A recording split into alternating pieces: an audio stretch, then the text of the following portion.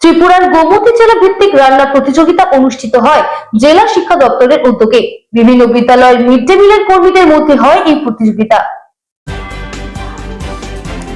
শনিবার সকাল 11টায় গোমতী জেলা ভিত্তিক রান্না প্রতিযোগিতা অনুষ্ঠিত হয় জেলা শিক্ষা দপ্তরের উদ্যোগে। বিভিন্ন বিদ্যালয়ে মিড ডে মিল রান্না করা দিদিদের নিয়ে এক প্রতিযোগিতা করা হয়। মঙ্গলবার প্রদীপ প্রজ্বলন করে অনুষ্ঠানের শুভ উদ্বোধন করেন গোমতী জেলা পরিষদের সভাধিপতি দেবলদীপ রায়। এছাড়াও ছিলেন পৌর চেয়ারম্যান শীতল চন্দ্র মজুমদার, ওয়ার্ড কাউন্সিলর সমর দাস, জেলা শিক্ষা দপ্তরের ডেপুটি ডিরেক্টর সুবীর মজুমদার সহ প্রমুখ। এদিনের অনুষ্ঠানে বক্তব্য রাখতে গিয়ে অতিথিরা বলেন, আজকের দিনে দাঁড়িয়ে গোমতী জেলার 8টি ব্লক থেকে 24 জন প্রতিযোগিনী অংশগ্রহণ করেছে।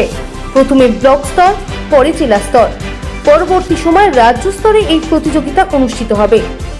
সিআরসির মাধ্যমে প্রথম, দ্বিতীয় এবং তৃতীয় স্থান দখলকারীদের পুরস্কৃত করা হবে।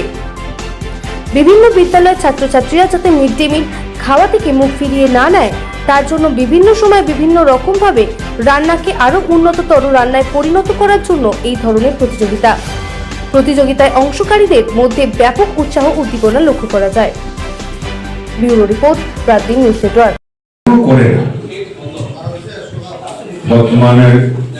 বর্তমান সরকার, ত্রিপুরা সরকারে আমাদের যে চেষ্টা, তৎকালীন যিনি আমাদের ডিরেক্টর ছিলেন চাঁদনী চন্দ্র মহোদয়া, উনি এটা ভেবে দেখেছেন কেন সমস্ত ছেলেমেয়েরা খায় না।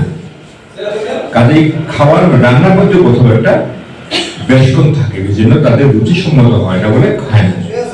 তো যাতে সবাই রুচিসম্মত রান্না করতে পারেন, এই টেকনিকটা শেখার জন্য এবং একটু আন্তরিক হওয়ার জন্য রান্নার ক্ষেত্রে আপনাদেরকে উৎসাহিত করার জন্য এই প্রচেষ্টা।